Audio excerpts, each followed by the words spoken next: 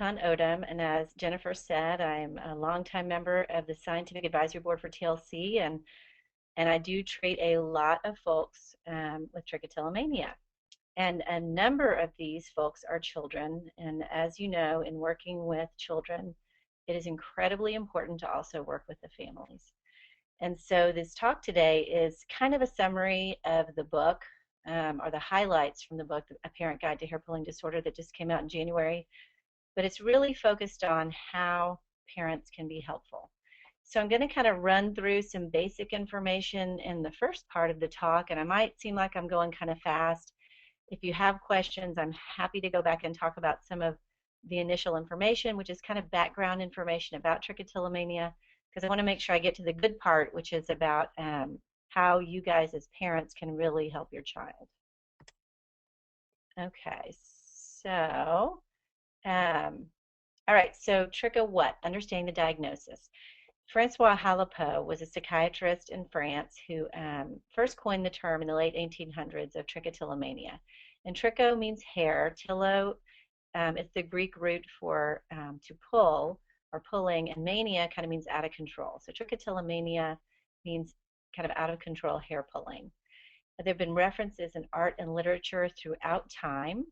They've even found tweezers in ancient Egyptian digs, so we know people have been pulling hair for thousands of years, at least for grooming purposes.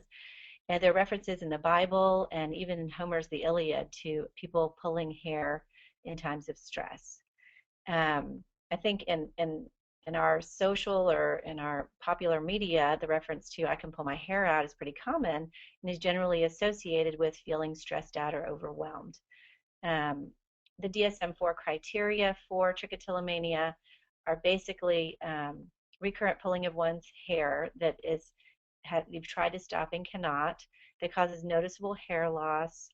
It requires feeling tension prior to pulling and gratification or relief during pulling, and it's not accounted for by some other dermatological condition or psychological disorder.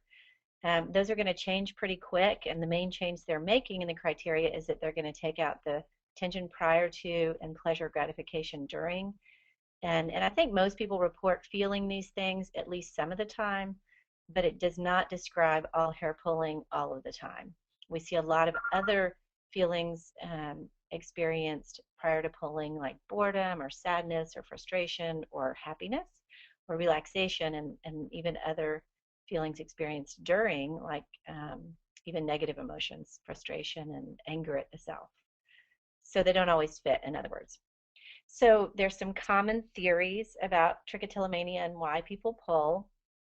And I'm not going to go into sort of the older ones that we don't really talk about anymore or use, like the psychoanalytic one. I bring that up because so many people, I guess it's just the way we're all sort of brought up, believing that there always has to be some underlying thing or some trauma that occurred a long time ago. And if we could just resolve this underlying issue, then the hair pulling would stop.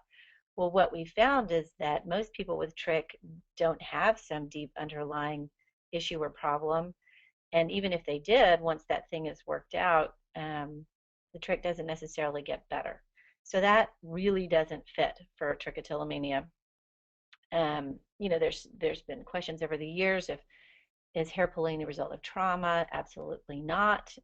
Most people with trich do not report a history of trauma, although some do, but many people without trichotillomania also report trauma. In the 70s, there were some theories about habit, and that hair pulling is a habit, and there was some interventions called habit reversal that were used to change the habit, and that worked for some of the people in part, but didn't really address the full complexity of this behavior. And so the newest and most, well, and then there's some animal models as well, which I think fit for some people. If you look at monkeys and mice and kitty cats, we see hair pulling type behavior, and we're not really sure what that is.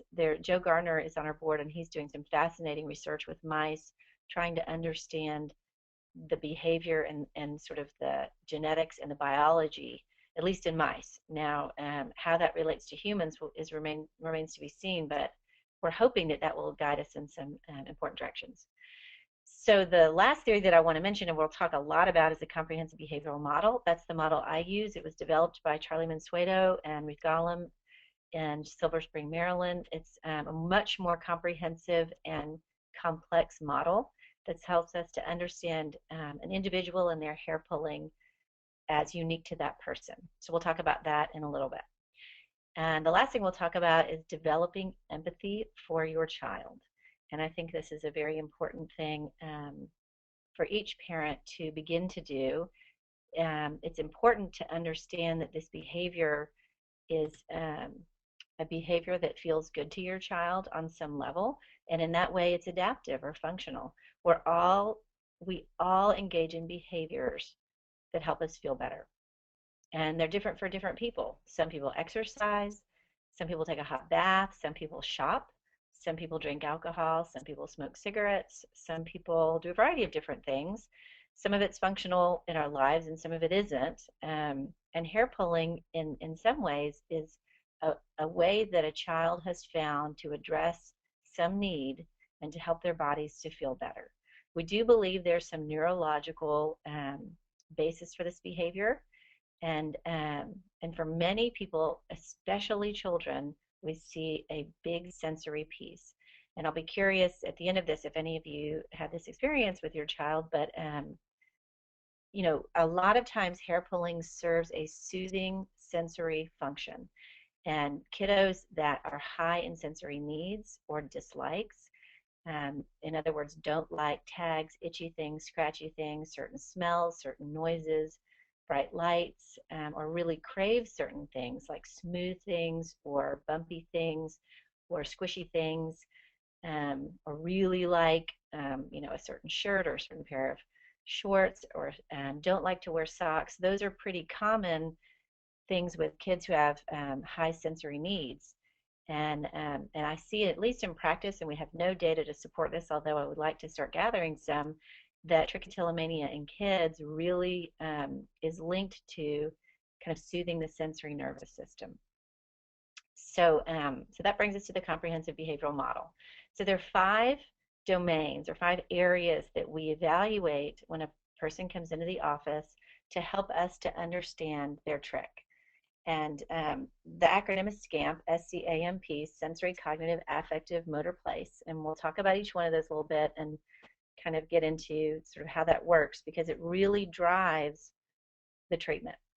In other words, if someone is really high sensory, then we're going to use strategies that address those sensory nervous system needs. Or if someone has very strong thoughts about their hair pulling and why they're pulling, and then we would certainly use strategies to address changing those thoughts or thinking more rationally.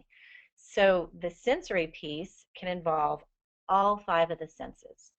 Most common are visual and tactile. So looking at the hair, looking for certain types of hairs. This could be if a child has longer hair, looking at the ends or pulling it out and looking at the strand, looking at the root or the little bulb at the end, looking in the mirror for eyelashes or eyebrows or even scalp hairs that look different, that maybe they're thicker, they're coarser, they're darker, they're lighter, they have a split end. So anything that's visual is certainly in this domain. And then the tactile is the feeling, searching for certain types of hairs, searching for ones that feel bumpy or coarse or thicker, feeling for ones that are sharper, particularly with eyelashes and eyebrows. Sometimes there's a prickly feeling. And incidentally, if a person's pulling eyelashes or eyebrows and they've pretty much pulled them all out, any hair growing in is going to feel kind of prickly or sharp. And so it kind of can get to a point where any hair is a problem just because it's growing in. So other sensory experiences that are less common but still important to evaluate are smell. Sometimes people will smell the hair, and that's interesting to them. Then there's taste. People will nibble on the hair, rub it along the mouth or face, and that's really a tactile sensation as well. Bite the hair, chew the hair, bite the root off, or eat the entire hair. And only about 13% of people with trichotillomania ingest the hair. And as a parent, that's incredibly important to know, because it can, if long hairs are ingested, it can cause some intestinal blockage that can become quite severe. And so if hair ingestion or eating of the hair is something that your child is doing, it's very important to at least let your pediatrician know and maybe do some GI testing to make sure that everything's okay. And then lastly is the auditory or hearing. It's less common, but for some people is highly interesting. And I usually hear that with the eyelash pulling. And when a person, sometimes when they pull the eyelash, the eyelid will slap back on the eyeball. It makes kind of a popping noise. And for some people, that's a very interesting kind of a sensation. So the other piece of the sensory that I throw in this domain is sort of the integration of all of this.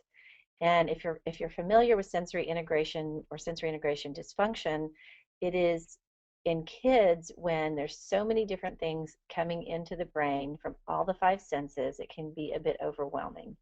And as children's brains are developing, some kids aren't as good at integrating all of this sensory information. And some things can become very offensive to them. And or some things can become very sought after. So what I look for and what I'll ask kids is if the certain situations, if they've had a long day or there's been a lot of lecture, a lot of visual stimuli or auditory stimuli, or maybe they've been at a loud gym where there's a lot going on, it can be overwhelming. And the way that they soothe their system in those situations is to pull. And the pulling helps calm this nervous system and in a way may even help to integrate all of those senses by sort of calming the nervous system down. And so I'm really, really interested in that in children because I see it so often. So moving on to the cognitive domain, the cognitive is thoughts. So thoughts about hair pulling can be, my right eyebrow needs to match my left eyebrow. It can be thoughts like all of those darker hairs really need to go. Or for some of us my age, all of those white hairs need to go, would be an example of a thought. Or if there's a pimple on the head or the scalp, sometimes people will say I have to pull all the hair around it to somehow help it heal. And so there's a lot of thoughts that can come up or beliefs about actually pulling the hair. Sometimes there's beliefs about it. I want to get the ones that have the bigger root bulb at the end, and that's gratifying to a person. Now, thoughts can also be permission giving. I'll just pull this one, or I deserve this. I haven't pulled all day. I've been really good, so I'm just going to pull for a little bit. So sort of the thoughts that a child might have that would lead them to pulling. And then thoughts can also be, that hair doesn't look right, so I'm going to get rid of it. And sometimes when hairs are growing in and they're short and maybe are sticking straight up on the scalp, oh, that doesn't look right. People are going to think it looks weird. I better pull those out. And we have lots of other things that we can do to address those sticky hairs besides just pulling them out. So we want to address any thoughts that a child would have and help them to argue with those thoughts and to even say different statements. For example, I don't deserve to pull this one hair. I deserve to have all my hair back. I really deserve to not have to worry about this anymore. And so helping them to change that. The other piece of the cognitive is thoughts about life. Many people say they pull their hair when they're worried about, an issue, a fight with a friend, or maybe they got in trouble and they're thinking about that, or worried about a test that's coming up. And so it doesn't always have to be thoughts about hair pulling. It could be thoughts about life problems as well. And in therapy, we teach kiddos how to deal with stressful events and how to think rationally and more positively about future events. The third domain is the affective, which is emotional. And so we do a really good evaluation in therapy of any emotions that a child feels before, during, or after pulling. So if the trigger emotion is stress, and then during pulling it feels pretty good, and afterwards you feel really guilty, you haven't really reduced your stress. But that few seconds or minutes or even hours of pulling felt really good. I see the good part is generally what happens during the pulling, and that the outcome typically is negative, but not for everybody. And there are some children that are just too young to really be bothered by this, and so that they don't experience those negative emotions afterwards, just because they're not old enough to be too worried about it. So we really want to kind of evaluate what are the emotional experiences of the child, and do they need some assistance with dealing with stress, dealing with sadness or anger management, or how do you deal with frustration. Um, the other piece that I see with children and a lot of adults is procrastination, and that pulling occurs when they are thinking about something that they need to do. Maybe it's homework, but they don't really want to do. And it's a nice way of feeling really, really efficient. I'm just going to pull for 15, 20 minutes, which might turn to 45 to an hour. And gosh, I got all those really thick hairs out. That was a good thing to do.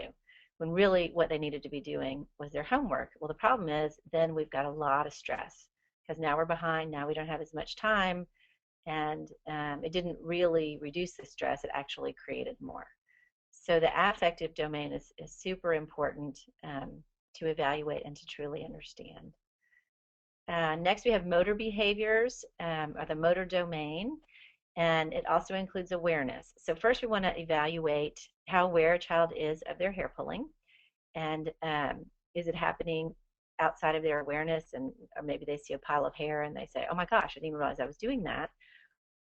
Or are they pretty aware of it when it's going on? It's certainly easier to treat a behavior if a person is aware that it's going on, because then they can utilize a strategy.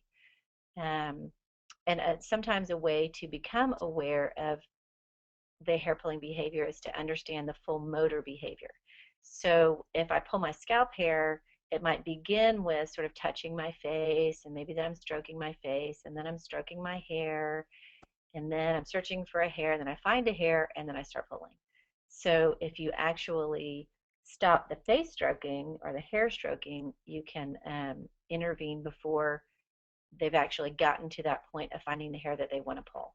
So really understanding the complexity of the motor behavior can be very important for some kiddos.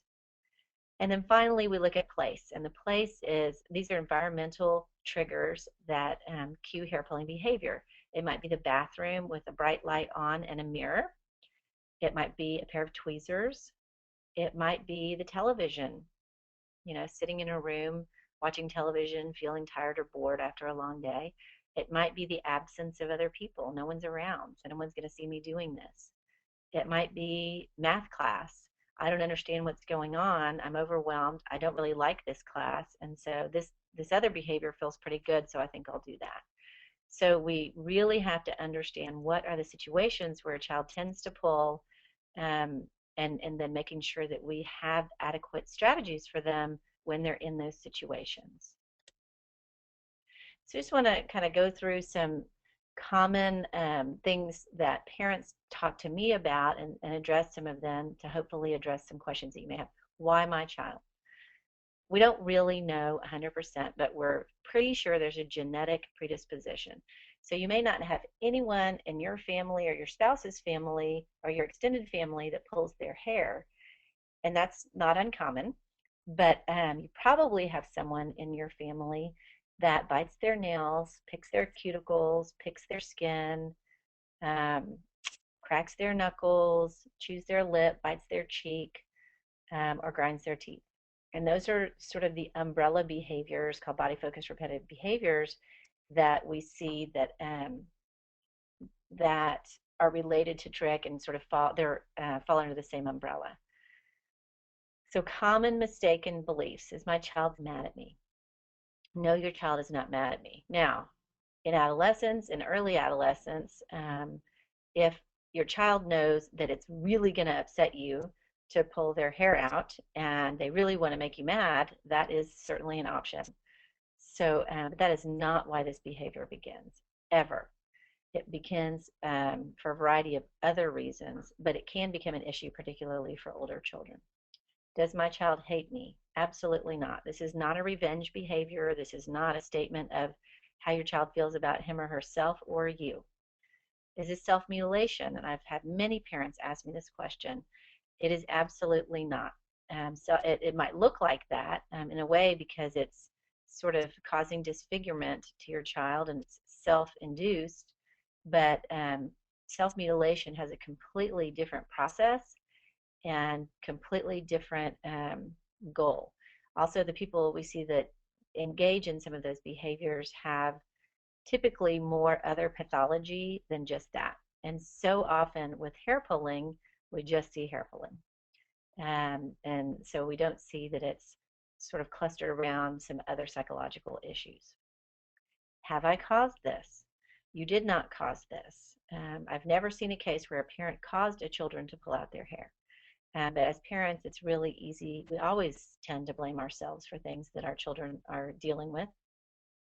And so it's a pretty common feeling, what if I had done this? What if I had only done this other thing wrong? What if what if I hadn't had her participate in that science experiment where she had to pull out her hair and look at it under the microscope? Um, Chances are, if your child was predisposed to the behavior, they were going to discover it at some point anyway. And so that one episode that may have initially started it off um, just happened to be the thing that started it for your child. But my guess is it probably would your child probably would have figured it out. And then, will this lead to worse things? And I hear this a lot that people have this idea, and I'm not exactly sure where it comes from, that people that pull their hair are going to end up either suicidal, depressed, or with an eating disorder in older childhood. And I don't know where that comes from. We see absolutely no evidence for that in the literature. And in fact, I see so many of my clients that I've seen over the years, started seeing them as kids, and I've seen them now into adulthood. Um, Whether it's through TLC and they stopped pulling years ago, or whether they struggle with it occasionally, are incredibly strong individuals who will say in hindsight that they grew a lot from this experience of having trich. And that I've even heard numerous times clients tell me that they're actually glad they had it because it gives them more empathy for other people that are struggling with things that they haven't been able to change. Will it go away? Well, I can tell you that there are a lot of people that stop pulling without any intervention at all. And I know this because I tell everybody I meet what I do for a living. And so many times people say, oh my gosh, my brother did that, or my cousin did that, or my best friend did that growing up, or I did that growing up. And and then I always ask, well, did they get treatment? What they do? How'd they stop? Or do they still pull? And so many times people will say, no, I just kind of stopped. Or no, my brother just quit doing it.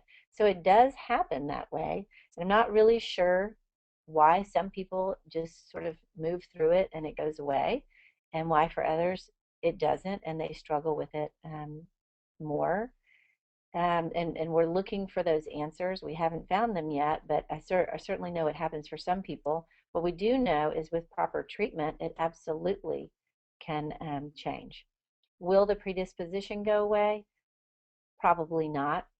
If you're prone to weight gain and it's just sort of your metabolism and the way you are, will that go away even if you lose weight and stay fit? No, your body is still prone to weight gain, but you have to manage it.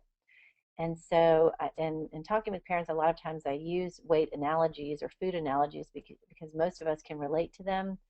Um, and, and so that brings it to the next one. Why can't she stop? I think that's the first and most common question I hear. I tell her to stop. Why can't she stop? And what I finally kind of likened it to is, when I know when I put French fries and the hamburger in my mouth that I should not be eating it, and I do it anyway. And of course, I don't do that every day, and I try to only do it minimally, but I still do it. Or when I put the chocolate chip cookie in my mouth, I know it's probably not a great idea. So just knowing that something isn't good for you or you probably shouldn't do it doesn't necessarily mean you're not going to do it, especially if that something feels pretty good. And hair pulling absolutely falls into that. And I think as parents, the more we can think of what are things that we know we probably shouldn't do, that we do. And I think that we can probably all look at our own lives and think of some things, and that may help you to have some more empathy for your child and understanding that this is something that on one level they do want to change, but on another, in that moment, it's really pretty tough. So the next one, is it my fault? What did I do to cause this, or what did I do wrong? It's not your fault. You did not cause this. The most you could have done is passed along some genetic predisposition, but how you handle it from this day forward is in your control. And that's the goal of this webinar, is to help parents understand what can I do to be helpful. And we're going to get to that in a few minutes. So also common for parents to feel out of control, frustrated, angry, scared, and I see this all the time. You know, in the beginning, parents are frightened and start to do a little research. Then they get some ideas of how they can be helpful. Maybe they read some things on the internet. Then it doesn't seem to be working. They get into scolding. Then they feel helpless. Then they can get angry. And all of that is very normal. I see it all the time. So don't feel bad about it. But again, from this day forward, you have the opportunity to do something different. The other common feelings that's hard for parents to admit, but super common, is feelings of shame and embarrassment. You know, if your child's walking around with a 4-inch bald spot on the top of her head and she doesn't care, she doesn't want to wear a hat, she just wants to run free and go play on the playground, it can be pretty mortifying to parents. And a lot of their emotional reaction can stem from, you know, a mother bear or father bear desire to protect their child and protect their child's feelings, but also to protect their own feelings. You know, it's people ask questions like, what on earth is going on in your home? They don't ask that out loud, but you worry that they think that. You know, are you a bad parent? Or what's wrong with your child? Does your child have cancer? What's the deal? And so parents have to deal oftentimes with their own sets of emotions and reactions to this behavior. And finally, just full-blown, straight-up panic. It feels helpless, out of control. Nothing I'm doing is working. She's not stopping. This feels terrible. So I've talked about a couple more of these. You know, a lot of times parents talk about being patient, but really it's tough. They want change and they want change now. And it's hard to sort of sit back and wait for the process of therapy to take place.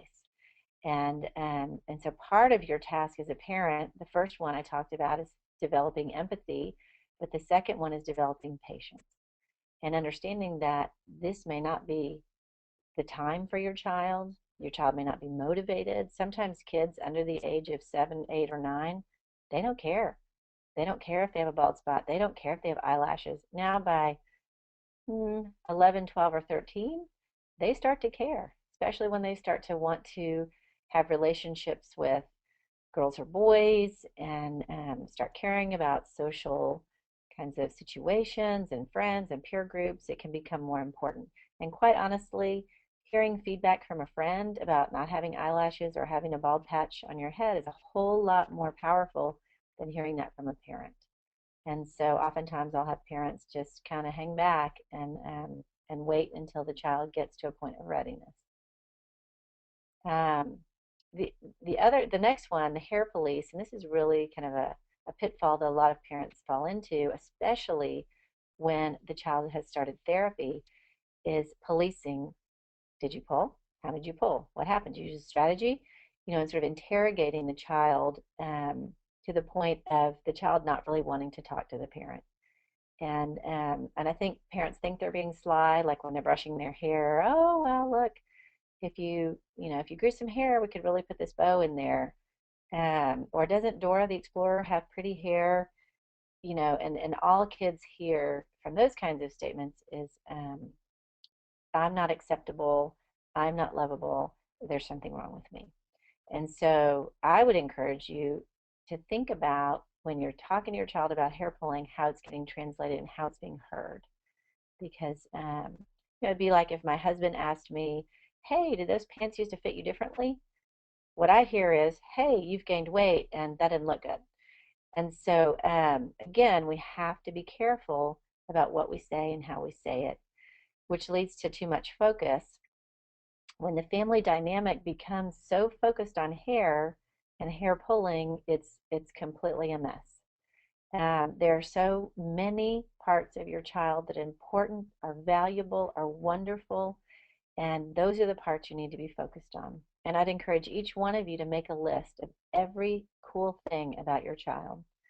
They're funny, they're smart, they're good at dominoes, they make people laugh, they're a good dancer, um, good at social, kinds of situations, whatever it is, to really make a point of focusing on those things because it's so easy to get focused on the hair, and then the child begins to believe what makes me valuable as a person is whether or not I have hair. And that's not the case. And I know everybody knows that and believes that, but our behavior doesn't always reflect that. So that's an important piece as well. It's important to evaluate our own behaviors and to know that change is hard. So just as it's hard for your child to change, it's also hard for us to change. So real quickly, I just want to mention that the 4 stages that children go through, toddler, elementary age, middle school, and adolescent, all are incredibly different in terms of how we approach trick. For example, a toddler, really, I don't work with the toddler. I'm not in there doing psychotherapy with a 3-year-old or a 2-year-old. I'm working with the parents. The parents are in charge of creating the situations that are less stressful, making bedtime a certain way if bedtime is a problem. The parents really have a more active role. Elementary age, depending on the child, the parents are still pretty active, and children are actually pretty complacent and will do what you ask them to do, but just don't have a lot of motivation. They're not really motivated to change their behavior other than they want to please mommy and daddy. Middle school is when we begin to see the children don't really want to talk to their parents about it. Some still do, depends on the developmental kind of maturity of the child, but oftentimes they start to develop more and more interest in changing this behavior, but they don't really want their parents involved. They call that nagging. And then adolescents, full blown, don't want parents involved, don't want to talk about it. They'll work with a therapist, don't want to be nagged, don't want to be asked about it, and will actually engage in behaviors of pulling because they know it makes their parents mad. And so depending on the age of your child, we take a very different approach. So when looking for a therapist, you want to first consult TLC and the website and find out who are the therapists in your area that are trained or knowledgeable about trichotillomania. And you want to find a therapist who will take a comprehensive approach, who will understand the sensory, cognitive, affective, motor, and environmental triggers for hair pulling. You want to find a therapist who will treat your child as a whole person, not just treat hair pulling. And I see that a lot of therapists will just talk about trick, and then they get frustrated when that's not changing, and they kind of give up and get frustrated in a way that parents can do that. So it's really important to find a therapist that has some experience in dealing with these behaviors and will look at your child as a whole person. They need to understand the developmental process that I just talked about, the age and the stage of your child and how that impacts treatment, and also to address family dynamics. Just treating the child doesn't work with trick. Now, if your child is 13 and up, that is absolutely a possibility, but I still bring parents in and I still want to know, what are you saying? How are you handling situations? If, for example, if you see your child pulling. So how to help, not hurt. And I want to leave enough time, so I'm sorry if I'm going over. Be patient. Change is hard. Accept your child with trick. This is the big one to swallow. Your child has trichotillomania, and you need to become more accepting of that. It's just a way that your child soothes his or her body, and it's something that, in a way, the more of a big deal you make out of it, the more it can become a big deal. So it's just a thing. It's like, you know what, when you're ready to change, we'll certainly get there, and we'll go to some therapy. But until you're ready, we're just going to focus on other stuff. Release, don't police. So really trying to be careful about nagging, about asking questions, about examining. Let me see, look at your eyelashes, getting up in their face or digging through their hair really is humiliating and shaming to children. But I see a lot of parents doing it, and they're doing it out of love, a loving place, and they're trying to be helpful, but it feels really awful to a child. So shifting your focus to the other aspects of your child, loving unconditionally, letting your child know in no uncertain terms that he or she is absolutely loved, whether she has hair or not. If your child went through cancer treatment and was bald, would you be upset and angry? Probably not. So the hair is not the issue. Um, it's really getting in touch with the loving and compassionate feelings that you have for your child, and also getting support for yourself. Sometimes participating in a support group through TLC, going to the conference, which is coming up in a couple of weeks, or even attending these kind of webinars can be helpful to get support and to help understand your own feelings.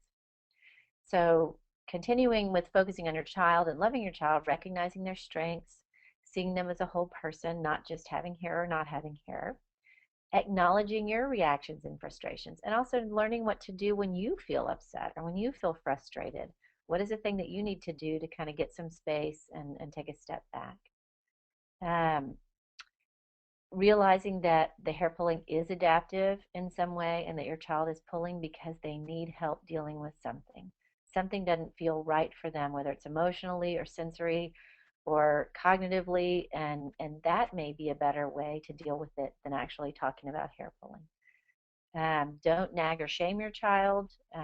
If every time I was going to stick a cookie in my mouth, my husband said, "Put that down, it'll make you fat," I would probably get pretty irritated and want to eat 3 cookies. So it doesn't really have the effect of making a child not pull. It actually has the opposite effect. It sort of is frustrated and makes you want to do it more. I mentioned this a little bit earlier, assessing motivation. Are you more motivated than your child? Are you the one that wants this behavior to change? And if that's the case, it's going to be a big mess.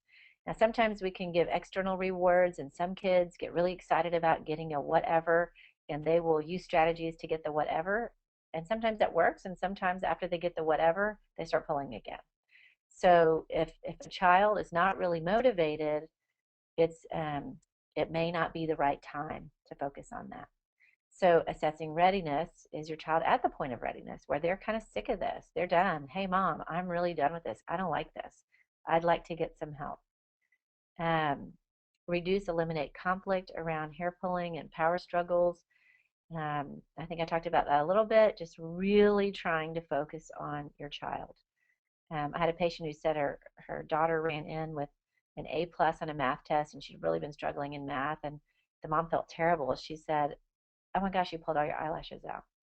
And maybe she had, but she still got an A plus on the test. And the parent missed the opportunity to really, hug her child and get excited about it and really reinforce how proud she was and focused on the wrong thing. And sometimes it's helpful to ask yourself, what do I want for my child? If you think 15 years from now, what do I want for him or her? And sometimes that helps you get in touch with what's really important. Because chances are this will all be a distant memory one day. And she or he won't even remember having this or seeing a therapist or going through this. So sometimes getting that perspective can be helpful. So strategies for change: let go, don't nag, focus on the positive, reward the use of strategies, not hair growth. Um, Ask your child how you can be helpful. Sometimes they'll give you the words that you need to address it or to call it to their awareness. And I often ask children, "Hey, what do you want your mom to say if she sees you pulling?" And sometimes they'll say, "Oh my gosh, I just want to give me a hug," or to say, "Hey, can you help? Can I help? Can you help me in the kitchen?" And so sometimes I think that if the child directs it, it's a little more palatable than just saying, "Hey, get your hand out of your hair." It's important to view recovery as a process, not a goal, and that's really hard. I mean, parents want to get to the goal, which is no hair pulling, and it really is a process. Um, and the process can take 6 sessions, 6 weeks, or it can take a few years, depending on where your child is in that readiness development. And then again, focusing on your child, not on hair. So common questions: do we tell family members? Should we tell the school? Should we tell our friends? Should we tell the teachers? Should the child tell her friends? It all depends on the situation. In a way, I think the more we keep this a secret and it's this dirty little secret that my family has, the more shameful it feels for the child and for you. And the more you can say, you know what, he's got trichotillomania. It's this benign thing. It's sort of part habit, part neurology. It's kind of like a tick, and we're working on it. That's pretty tolerable to most people. And most people go, oh my gosh, well, my child has, a learning disability or attention deficit hyperactivity disorder. That's a pretty, the more you can normalize it, the more it will sound normal to other people.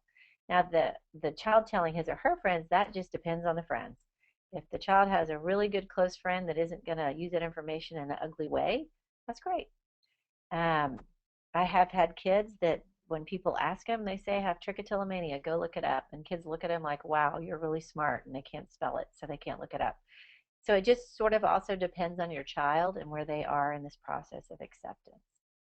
Um, when someone else asks you what's wrong with your child, why, I think again, the more that if you're comfortable that you can normalize it, sometimes the better it is. Should we purchase a wig? Common question. The answer is it depends. Wigs can be great. They can prevent a child from pulling. It can help a child's self-esteem. It can help them feel more confident and not have a bald spot showing. It can also be itchy and hot and very uncomfortable. So if the child is asking for it and he or she wants it and likes it, absolutely. I don't believe wigs are crutches. I don't believe it's an excuse to keep pulling. I believe that it's a way to help your child with their self-esteem. But if it's forced on the child and they don't want it and it's uncomfortable, I think it can cause more problems. Um, what else? Let me just see, because I know I'm running out of time. What if she's not using strategies? I think that is a big sign that your child may not be ready. And that's okay. We can't force the use of strategies. Um, what if they're being untruthful about pulling? I think that means they're embarrassed and they don't want to tell you the truth, which is I feel terrible about this and I don't want to talk about it. Will medication help?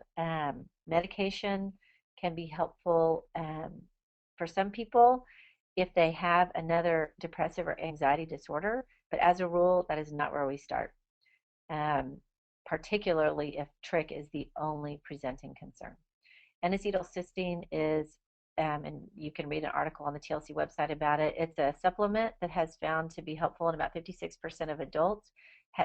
The study done with kids did not show great results, so I'm not even sure that's worth it. It's harmless. You can read the article, but behavior therapy really is the answer for trich. And will this ever go away? The answer is it's not about going away. It's about management. And just like anything else, if you manage it well, it's not an issue and you don't even think about it anymore. And so the longer a person goes without pulling, the less they think about it, the less it's an issue. So in a way, yes, we can say it goes away now, but the potential is always there. And I tell kids that, when you go to college, when you get married, if you ever have a baby, those are times where trich may come back into play. And here's what you do.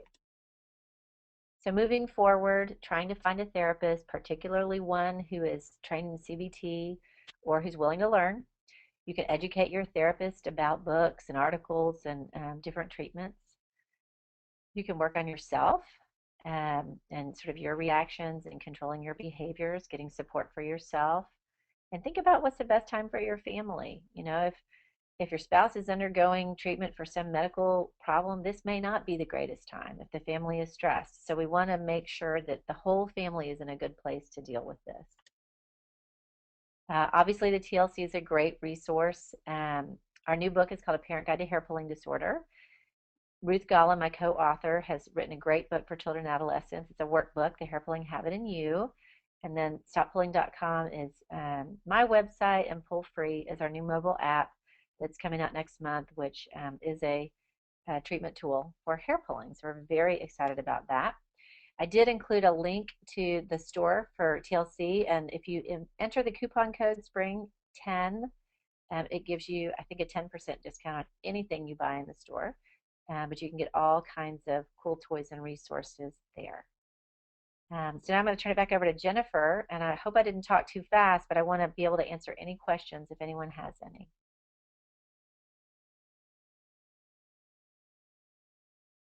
Jennifer?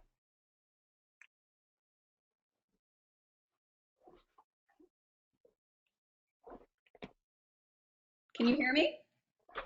Hi. Sorry, I was having trouble unmuting myself. Hello? Hi, can you hear me now? I thought for a second I had been muted the whole time. No, no, no. Sorry, but I was having trouble unmuting myself.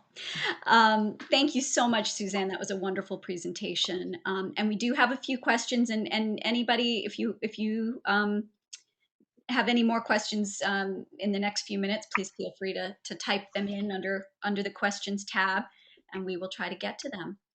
But Maria asks, she says, I have a 9-year-old with trich.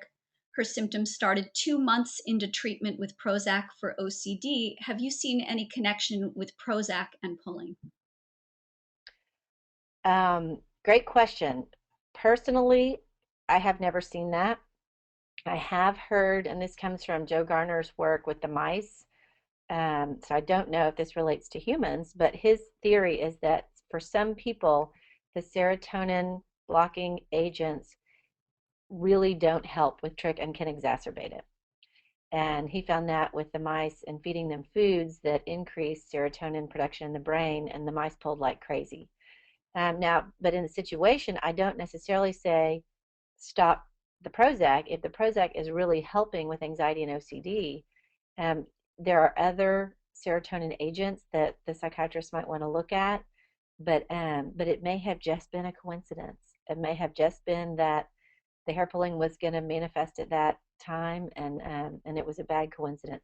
But I would talk to the psychiatrist and see if there's another I would wonder if that child was in behavior therapy for OCD, which is as effective as medication treatment. And it's like with ADHD, you have to really address what is most important. Mhm. Um, Thanks, Suzanne. Another question from Dina. She says, how do I decrease her pulling in the classroom? Other children notice her pulling. I'm assuming Dina's a teacher. Probably a Um, mom, maybe, of a okay, child who's pulling in in a classroom setting. okay. So in the classroom setting, I think that it can be helpful to talk to the teacher and explain what trichotillomania is and the strategies that you're going to offer in the classroom if you're having her use any. There are a variety of different awareness training tools that a child can use that will help her to become aware of her pulling in that situation. I'd also wonder, does it happen in certain classes more than others? Is she feeling overwhelmed? Does she not understand? Or the opposite, is she bored? Is the material kind of, not challenging enough for her?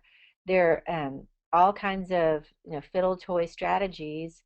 I just bought a whole bunch of stuff on kiptoys.com, which is a great website for kind of strategies. TLC has a lot of those too, but like pens and pencils that have fuzzy, furry things on them, that have a lot of sensory things, so it gives her something else to do with her fingers in the classroom. Obviously, you can't use big bouncy balls or things that are distracting to other children. They have to be pretty small, but there's a whole lot that we do in the classroom. Great. Um, Again, more concerns I'm seeing from parents about teasing and the dynamics at school. Um, One parent asking about homeschooling. Is that a solution to teasing, or maybe a little more information about how to help children in a social setting? Sure, sure. And I think it's every parent's biggest fear and nightmare, not biggest, but a big one, is that their child is going to get teased. And the problem is almost every single child gets teased for one thing or another, even kids that don't pull their hair.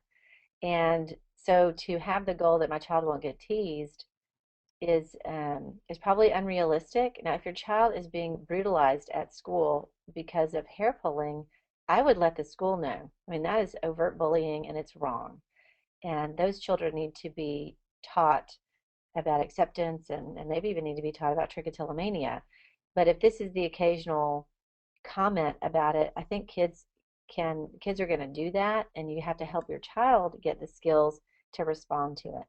But I don't know. I don't know your child's situation, and if it's a brutalizing sort of a thing, I might start at the school and talk to them about it, having some conferences with the teachers and the administration just homeschooling, what I would want to weigh is that real, I mean, because you're taking away all social then, unless you have one of those great homeschools that has tons of social activities. Um, so I would start with the school. I'd start really to understand what's going on there, who's doing it, and if there's something that the school can do, and also helping your child to stand up for him or herself on the playground and to other kids to hopefully teach them assertiveness skills. Great. Okay. Um, let's see. We have so many questions. I'm trying to triage for you here. Um, one parent asks, what can a couple of parents have asked about like older children, 18 to 20, sort of verging on adult, I guess, children, and how to encourage treatment if the child is, or the, seems somewhat resistant. Well, I think with those older adolescents or young adults, I think giving them the information, giving them a brochure from TLC, giving them stoppulling.com website, if there are therapists in your area that are knowledgeable about trich, and just saying, hey, if you want to do any of this stuff, I'm happy to pay for it if that is something that you're willing to do. But no matter what the age, you cannot force your child to change this behavior. It's got to be one of the most frustrating. The only thing I can imagine that's more frustrating is a child that's starving herself to death or taking drugs. It's just incredibly, it has a very out of control feeling, and you want so badly to help your child, but they have to want it too. And so I think for an older child, young adult, I would just say, you know what, I'm here for you. I love you, and here's some resources. When you're ready, let me know. I'm happy to help out. But to also let her know you're a great person just the way you are, and if you decide not to get help till later or you don't ever do it, I still love you. And to not make it really be contingent upon them getting help for their hair pulling or changing their behavior. A number of parents are asking about the relationship between comorbid conditions like OCD, anxiety, even ADHD. How do those problems relate to trich? Do they cause each other? How do you manage treatment if a child is suffering from more than one problem at once? Right. Well, I don't know that we know if one thing causes another. We do see in kiddos, there's really no higher comorbidity with other psychiatric diagnoses. Clinically, I see kind of a higher percentage of ADHD and the sensory integration dysfunction, which doesn't get discussed very often in psychiatry. But I see that a lot of these kids are pretty sensory oriented. In adulthood, we do see a higher incidence of generalized anxiety disorder, which is worry, and a higher incidence of depression. Now, if your child is diagnosed with more than one thing, it could be that they had the genetic loading for more than one thing, um, or it could be that these are somehow related, and we just don't know. But what I would say is in treatment, you need to treat what's more important.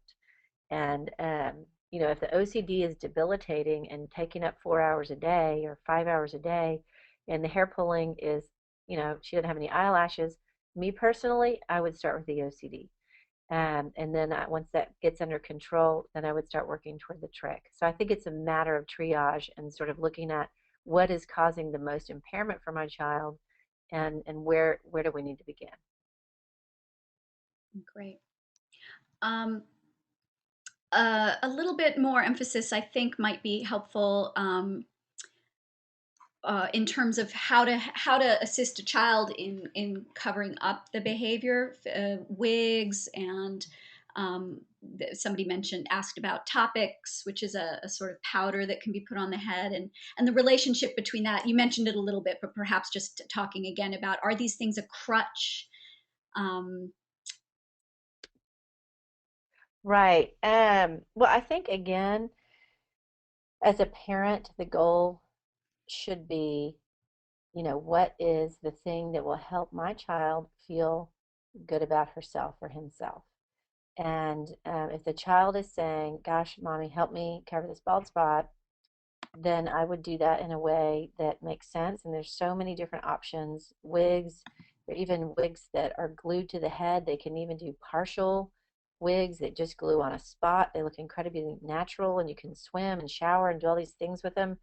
But if the child doesn't want it, and it's really driven by the parent and the parent's anxiety or discomfort with this, that's a different thing. And so I just think you have to be real careful. It depends on the age of the child and sort of what they're asking for.